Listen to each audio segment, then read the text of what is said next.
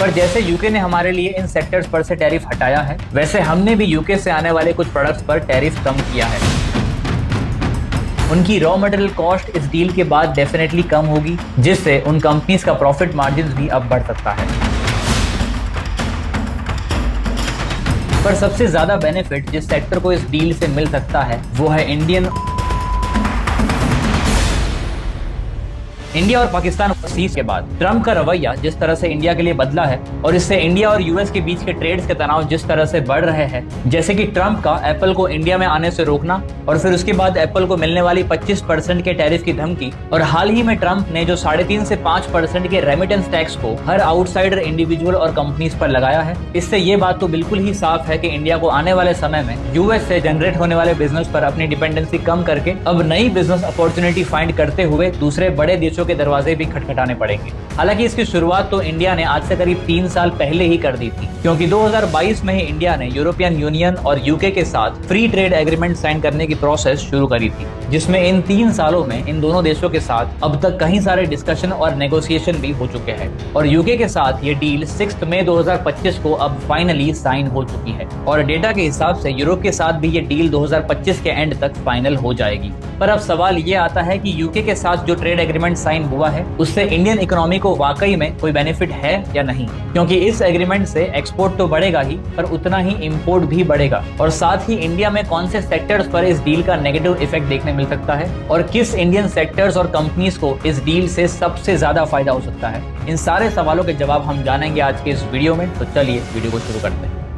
तो सबसे पहले तो हम ये समझते हैं कि ये फ्री ट्रेड एग्रीमेंट एग्जैक्टली है क्या। तो देखिए, जब भी कोई दो देश अपने आपस में लगे हुए टैरिफ को कम करे या उसे बिल्कुल ही हटाने का फैसला करे तो उसे फ्री ट्रेड एग्रीमेंट कहते हैं। ऐसा इसीलिए किया जाता है ताकि उन दोनों देशों के बीच प्रोडक्ट्स और सर्विस का लेन देन यानी कि इम्पोर्ट एक्सपोर्ट बढ़े। पर हर बार ऐसा करना फायदेमंद नहीं होता, क्योंकि कई बार इससे देश के लोकल मैन्युफैक्चरिंग बिजनेस भी अफेक्ट हो जाते हैं। इसीलिए हर देश ये चाहता है कि वो अपने इंपोर्ट एक्सपोर्ट के बीच एक बैलेंस बनाकर रखे। पर खैर, इंडिया और यूके के बीच भी यही फ्री ट्रेड एग्रीमेंट साइन हुआ है और इसके कुछ फायदे भी है तो कुछ नुकसान भी। तो आइए पहले फायदे की बात करते हैं। तो जैसे कि आप स्क्रीन पर देख रहे हैं कि मिनिस्ट्री ऑफ कॉमर्स की इस प्रेस रिलीज के अनुसार 99% इंडियन एक्सपोर्ट पर यूके अब 0 ड्यूटी चार्ज करेगा, जिसमें टेक्सटाइल, मरीन, लेदर, फुटवेयर और जेम्स एंड ज्वेलरी जैसे सेक्टर्स शामिल है। इस डील का फायदा इंजीनियरिंग गुड्स, आईटी, फाइनेंशियल और प्रोफेशनल सर्विसेज और ऑर्गेनिक केमिकल इंडस्ट्री को भी होगा। पर जैसे यूके ने हमारे लिए इन सेक्टर्स पर से टैरिफ हटाया है, वैसे हमने भी यूके से आने वाले कुछ प्रोडक्ट्स पर टैरिफ कम किया है।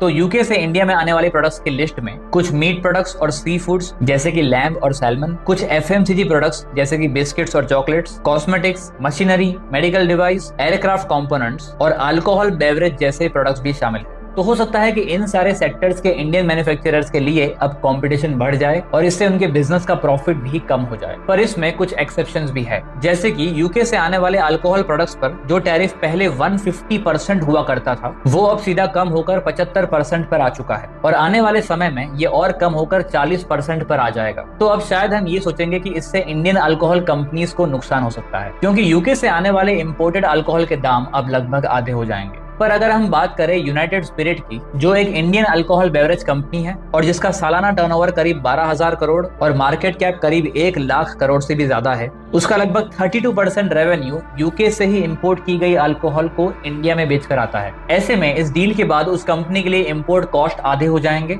इसीलिए अब उस 32% हिस्से के प्रॉफिट मार्जिन भी सीधा डबल हो जाएंगे। यानी कि कोई भी इंडियन कंपनी जिसका रॉ मटेरियल यूके से आ रहा है, उनकी रॉ मटेरियल कॉस्ट इस डील के बाद डेफिनेटली कम होगी, जिससे उन कंपनीज का प्रॉफिट मार्जिन भी अब बढ़ सकता है। तो ये तो बात हुई इनडायरेक्ट फायदों की। पर अब आइए बात करते हैं कि ऐसे कौन से सेक्टर्स और कंपनीज हैं जिन्हें इस डील का डायरेक्ट फायदा हो सकता है। तो जैसे कि हमने इस वीडियो में आगे देखा कि इंडिया से यूके जाने वाले प्रोडक्ट्स जैसे कि टेक्सटाइल, लेदर, फुटवेयर, मरीन और ज्वेलरी, उन्हें तो इस डील से फायदा होगा ही, पर सबसे ज्यादा बेनिफिट जिस सेक्टर को इस डील से मिल सकता है वो है इंडियन ऑटो एंसिलरी सेक्टर, क्योंकि इस सेक्टर पर इस डील से पहले यूके ने 100% टैरिफ लगाया हुआ था, जिसे अब कम करके सिर्फ 10% कर दिया है। इसीलिए शायद ये अकेला ऐसा सेक्टर है जिस पर इस ट्रेड एग्रीमेंट का सबसे ज्यादा पॉजिटिव इफेक्ट देखने मिल सकता है, क्योंकि यूके की कुछ ऑटोमोबाइल कंपनीज जैसे कि Jaguar, land rover, Rolls Royce, Aston Martin, मैक्लेरन और बेंटली ऐसी कंपनीज को अब इंडिया से आने वाले ऑटो कंपोनेंट्स काफी सस्ते पड़ेंगे।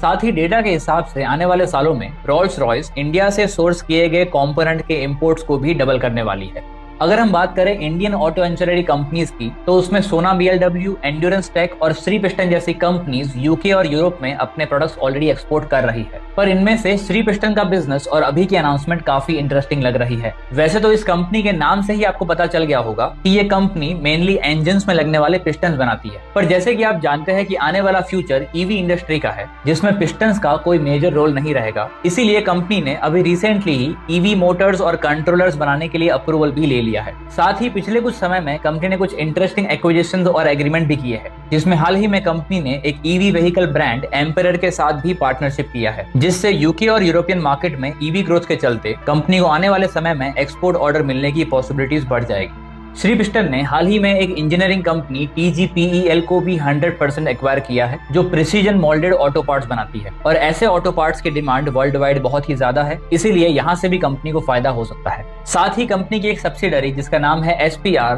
जो ईवी पावर ट्रेन डिवाइस बनाती है, उसका लगभग 70 करोड़ के खर्च पर साउथ इंडिया के कोयम्बतूर में एक नया प्लांट बन रहा है, जो जून 2025 में शुरू हो जाएगा। श्री पिस्टन को अपने मेन प्रोडक्ट्स बनाने के लिए करीब 15 से 18,000 वेराइटीज की डाई कास्ट की जरूरत पड़ती है। इसीलिए हाल ही में कंपनी ने एक बैकवर्ड इंटीग्रेशन करते हुए इंटरटेक नाम की एक डाई कास्टिंग कंपनी को भी एक्वायर किया है। तो ऐसे में श्री पिस्टन को अब कास्टिंग सॉल्यूशन के लिए थर्ड पार्टी वेंडर पर डिपेंडेंट रहना नहीं पड़ेगा, और इससे कंपनी का मार्जिन और मैन्युफैक्चरिंग स्पीड भी इंप्रूव हो सकती है। तो इस वीडियो से अब तक आप ये तो समझ ही चुके होंगे कि इंडिया और यूके के फ्री ट्रेड एग्रीमेंट से इंडिया के किस सेक्टर को कौन सी तरीके से फायदा होने वाला है। पर अगर आप जानना चाहते हैं कि इस समय वो कौन सी कंपनी है जिसके प्रमोटर ने हाल ही में अपनी कंपनी को 50 गुना ग्रो करने की बात करी है, तो उसकी डिटेल स्टडी हमने अपने इस वीडियो में डिस्कस करी है, जिसकी लिंक आपको ऊपर आई बटन में और नीचे डिस्क्रिप्शन में मिल जाएगी। तो आशा करता हूँ कि इस वीडियो की ये कंप्लीट स्टडी आपको समझ आई है, और वीडियो अच्छा लगा हो तो लाइक और शेयर करें, और ऐसे ही कमाल के इन्वेस्टिंग आइडियाज के लिए हमारे चैनल को सब्सक्राइब करें।